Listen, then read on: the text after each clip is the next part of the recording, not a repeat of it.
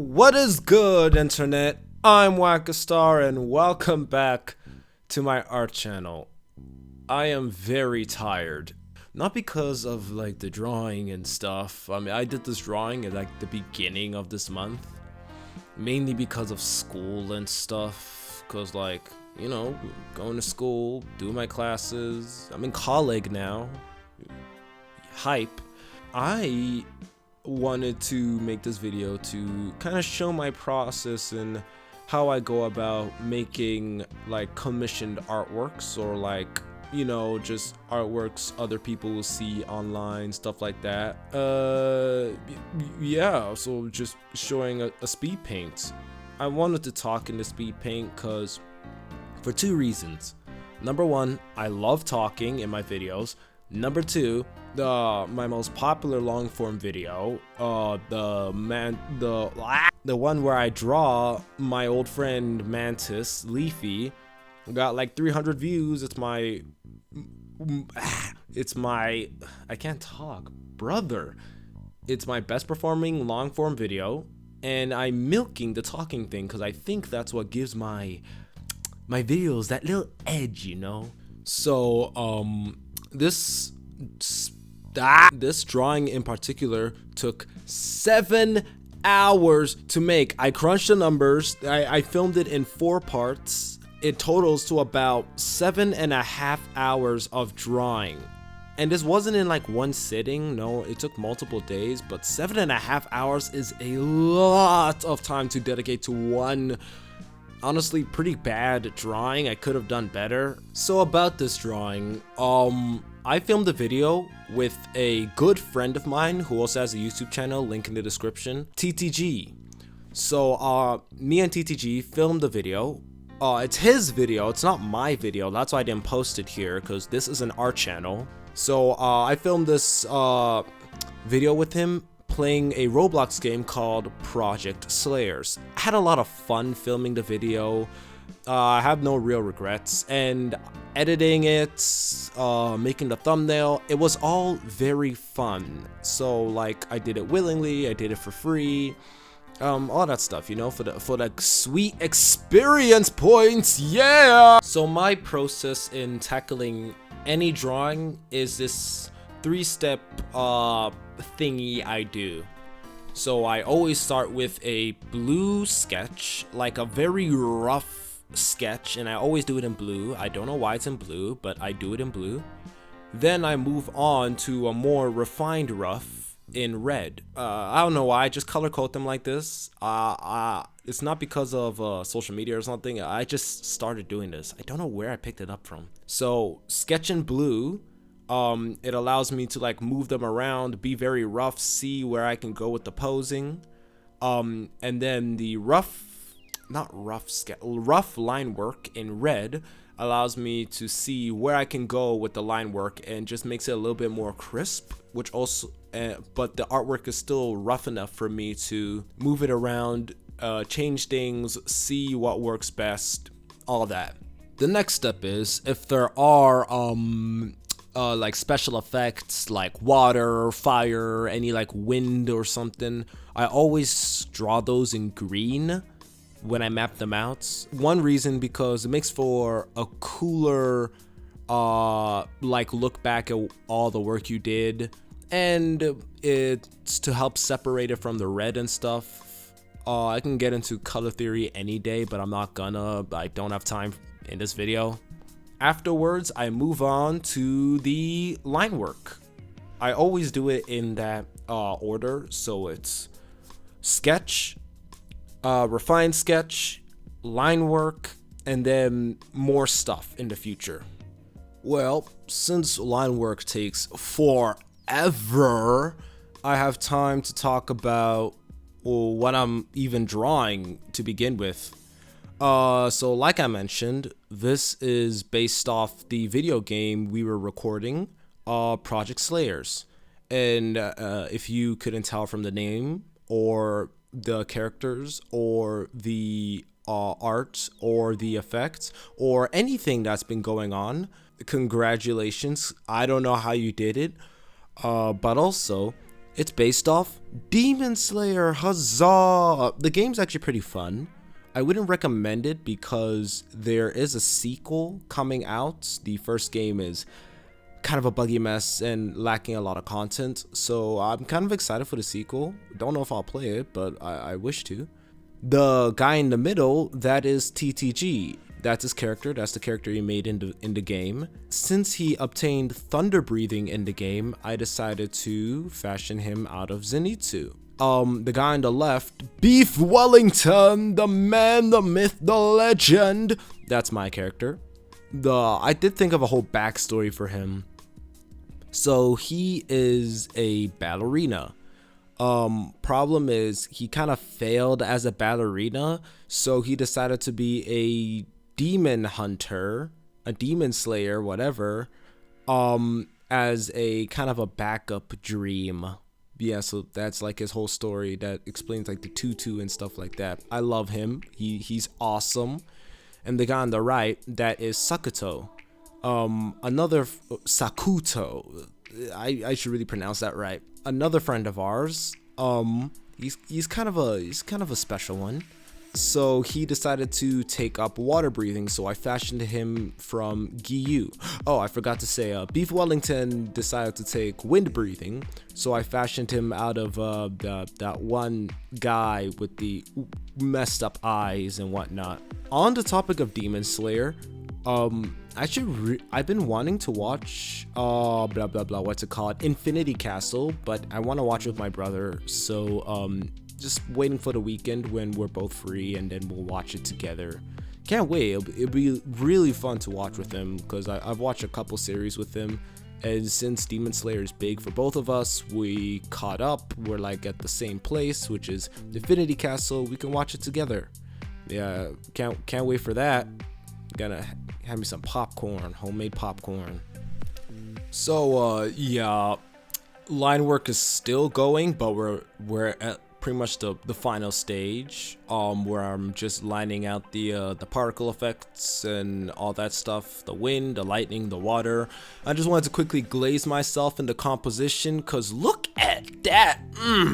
So in art, if you're new to this, composition is like where you put stuff and how they interact with the characters and how they lead the viewer's eyes around the piece.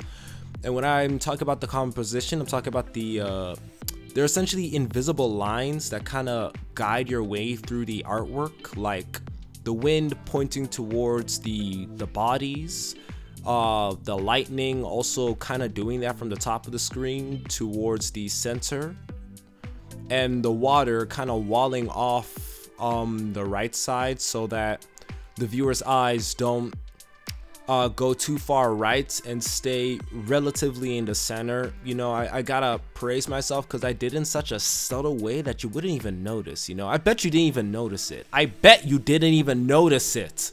Next up, a very fun part of the video, the color. I'm kidding. Color is boring. Fun for me, boring for you guys, because all I'm doing is color picking from the video, correcting the colors if they look a bit off, too dark, too light, checking the values to see if they're working. Nothing special, so I'm just gonna blitz through this one. But while we're here, I just want to highlight another technique I tend to use in Photoshop. I don't know if you can do this anywhere else, but I do this in Photoshop, where I put a base layer of, let's say, the skin color underneath everything, and then I use a clipping mask over top the initial skin layer. What that means is, as you can see, I don't color outside of the skin layer, right?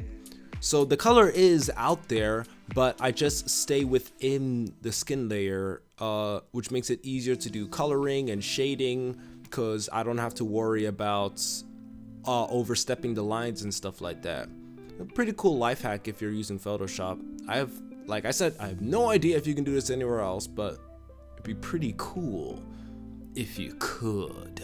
Now that that's finally over, we can get to the actual interesting stuff. the shading. To be honest, I kind of forgot about the swords, the effects, and everything. Thought we'd actually get to some interesting stuff. And I remember this sword in particular took so long to get right, man. I didn't even get it right. I got lazy and quit halfway. How does Demon Slayer even do it? Like, 'cause these things look so good and accurate, and I know they're using 3D and stuff to like get the dimensions right, but come on, man, to draw that over and over again, that was a nightmare. As for Gyu's sword, Guy's sword, I refused to look up reference and decided to use the images I already had to color in their swords. Not the brightest move, but it worked out at the end. It looks cool. Finally doing some effects. All right, so I decided to, you know, kind of do the effects similar to the original for Zenitsu. I made these lightning white.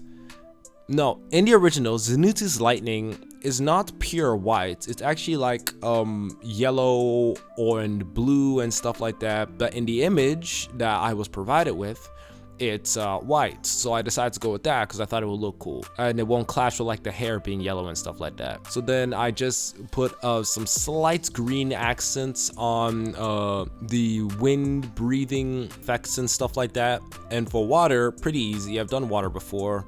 I just add blue, cut away where water isn't there, and add various shades of blue, like light blue, maybe turquoise blue, white for the foam, all kinds of colors, you know, just to get it just right. And now for my favorite part, dark gray color, multiply layer, shading. Oh my gosh, I've been waiting for this. I don't know what's up with me and shading, but it hits different, really. I just love seeing it come together, come alive with just a couple streaks of gray and a multiply layer. Yes! For those who are not really used to digital art programs, a multiply layer is a layer that acts as shadow for, kind of turns your color into shadow for layers underneath. Let's say you're a painter, right? You have some gray acrylic paint, and in order to make it light enough to use as shadows, you kind of wash it out with a lot of water. That's kind of what the multiply layer does. It turns your color translucent and turns it into a shadow. Yeah, you can do this with any color. I just decided to use gray because it's not too dark, and since it's a shade, it blends in with all the other colors already present in the scene. All right, time for my second favorite part. I mean, it's good. It's just as good, but not as good as shading, you know. I'm talking about lighting. Yay! Do I like lighting? Kinda. Do I think it's important? Yes. Do I have to do it? Yes. I just don't like it because it's like sand, you know? It's fun at first, and then you realize it gets everywhere and you can't really draw it right. It's like, but I try my best. Because like, shadows, you can kind of trick your brain into seeing shadows a certain way. For lighting, it's different. It's very different. I don't know how.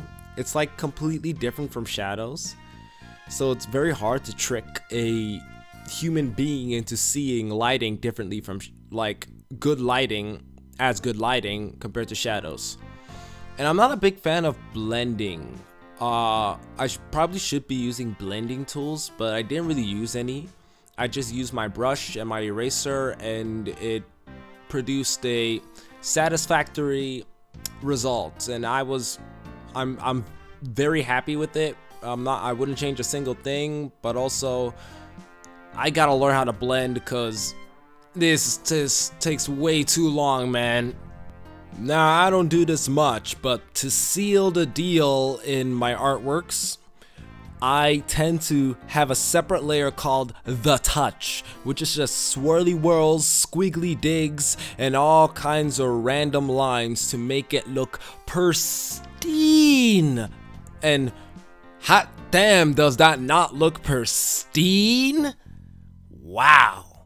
Now, I didn't record this part, but I went back into Project Slayers and I went to find a nice spot to serve as the background for my artwork, because I've been drawing for 7+ hours. I am not drawing a background. I went inside, I found a nice bridge to serve as the background, and I took a screenshot. Afterwards, I put it into Photoshop, I blurred it a little bit, and I put my characters in front. And the contrast was just perfect. The values were working, and here is the final artwork.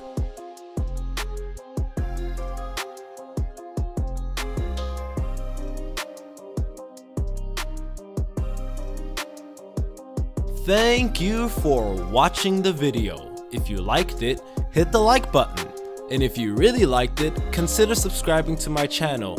Comment down below anything you want to see me draw in the future. And I'll see you guys in the next one. Bye-bye. Wait, no, that's Markiplier's thing.